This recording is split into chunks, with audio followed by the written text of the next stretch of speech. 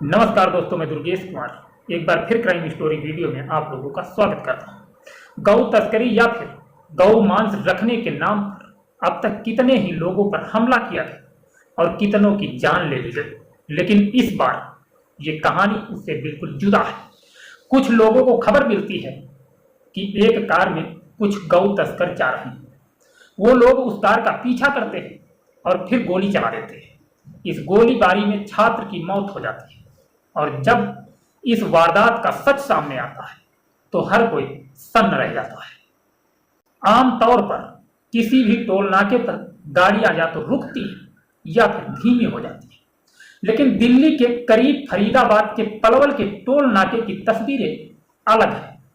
24 अगस्त की रात 2 बजे एक तेज रफ्तार लाल रंग की डस्टर कार टोल नाके के बैरियर को तोड़ती हुई पूरी रफ्तार में आगे निकलती है और उसके पीछे सफेद रंग की एक स्विफ्ट कार भी कुछ वैसे ही टोल नाके को क्रॉस कर जाती है। तब तो टोल पर तैनात कर्मचारियों को यह मामला पूरी तरह समझ में नहीं आता, लेकिन जब तक कुछ समझते काफी टाइम हो गया था, फिर भी वो लोग समझ नहीं पाते। उन्हें लगता है कि किसी बात को लेकर इन लोगों में झगड़ा हुआ होगा, मारपीट या फिर किसी दुश्मनी की साजिश लगती है। लेकिन आगे चंद घंटों के बाद जो कुछ होता है उसकी कहानी जब 5 दिनों के बाद सामने आती है तो वो टोल नाके पर तैनात मुलाजिमों के साथ साथ पूरे देश को हैरान कर देती है। इस टोल नाके से आगे बढ़ते ही कुछ दूर जाकर लाल रंग की डस्टर कार में बैठे 12वीं के एक स्टूडेंट आर्यन मिश्रा को कुछ लोग शूट कर देते हैं।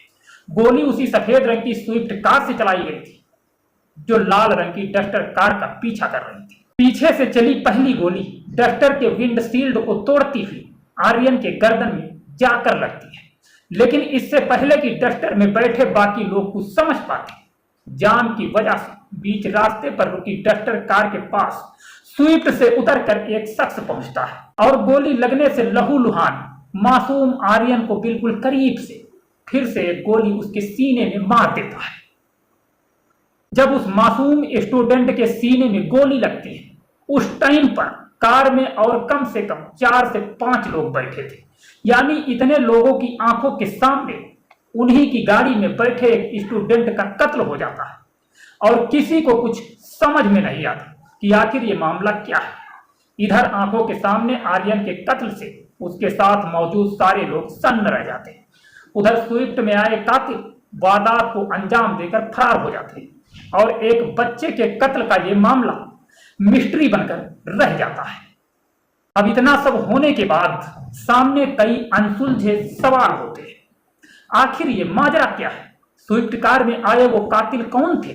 उनकी महज 12वीं में पढ़ने वाले एक स्टूडेंट से क्या दुश्मनी हो सकती है? और आखिर बीच रास्ते पर कई किलोमीटर तक पीछा कर इतने बेखौफ तरीके से किसी की जान कैसे कोई ले सकता है?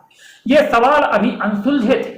खैर बात फरीदाबाद पुलिस तक पहुंचती है और पुलिस मामले की जांच शुरू करती है। पता चलता है कि उस आर्यन मिश्रा को उसके मकान मालिक ने अपने परिवार के साथ बाहर चलकर आइसक्रीम खाने के लिए बुलाया था।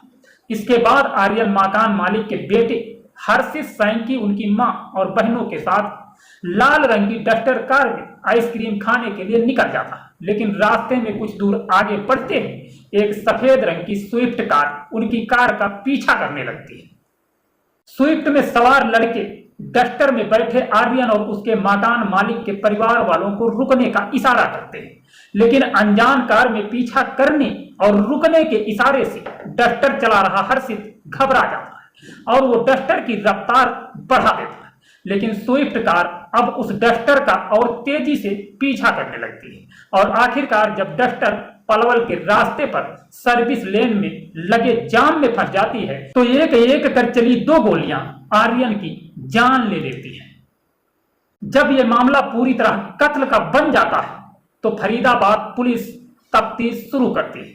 100 से ज्यादा सीसीटीवी कैमरों के फुटेज की स्कैनिंग करने के बाद 29 अगस्त को आखिरकार पुलिस मौके से फरार स्विफ्ट कार की पहचान करने में कामयाब हो जाती है और फिर शिकंजे में आता है अनिल कौशिक नाम का एक शख्स और उसके 4 गुर्गे जो फरीदाबाद और आसपास के इलाकों में गौ रक्षा दल चलाते हैं। लेकिन सवाल यह है कि आखिरकार कौशिक और उसके गुंडों की मासूम आर्यन से क्या दुश्मनी थी।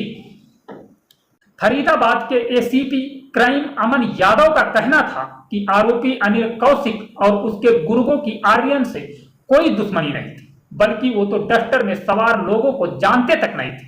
उनके बीच कोई रोड रेज जैसा मामला भी नहीं था, लेकिन इसके बावजूद उन्होंने कानून तोड़ने की गलतफहमी में आर्यन को गोली मार दी।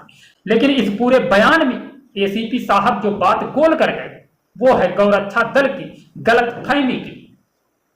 वैसे पुलिस बताए या ना बताए, सच्चाई यही है कि अनिल कौशिक और उसके लोगों को उस रात ये लगा था कि लाल रंग की उस डस्टर कार में कुछ गौ तस्कर सवार जो कहीं जा रहे हैं। ऐसी आशंका पर उन्होंने उस कार का पीछा किया, उन्हें रुकने का इशारा किया, और जब इसके बावजूद डस्टर नहीं रुकी तो उन्होंने कार को इंटरसेप्ट कर आखिरकार उसमें बैठे स्कूली बच्चों को ही गौ तस्कर समझ लिया। धन्य है फरीदाबाद पुलिस, जिसकी आंखों के सामने एक बेगुनाह बच्चे का कत्ल हो गया, और वही पुलिस इस सच्चाई को खुलकर कबूल करने की भी हिम्मत नहीं जुटा पा रही। ये और बात है कि उसने दबी जुबान से यही कहानी आर्यन के पिता को जरूर बताई। वैसे इस कहानी का एक और पहलू यह भी है कि लाल डस्टर में सवार आर्यन के मकान मालिक के लड़के सैंकी के साथ चंद रोज पहले कुछ लोगों का झगड़ा हुआ था।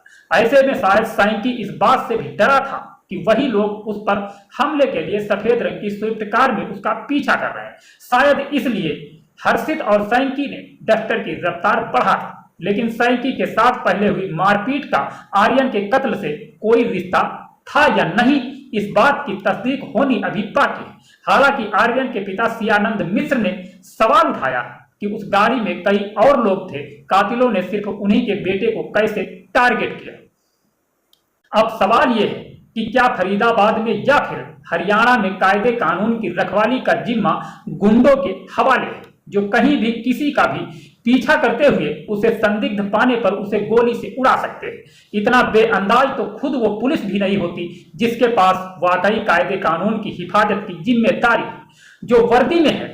ऐसे में अगर कोई गौरक्षा दल के लोग किसी बेगुनाह को गौ तस्कर समझकर बीच सड़क पर गोली से उड़ा देते हैं तो सवाल सूबे के कायदे कानून के साथ साथ पुलिस के ईमान और इकबाल पर भी उठता है। अब देखना यह है कि आखिर पुलिस इस सच्चाई को कब तक छुपाने की कोशिश करती है, और आखिर ऐसे खून खराबे के दोषी गुनाहगारों को कब तक और कैसे सजा होती है।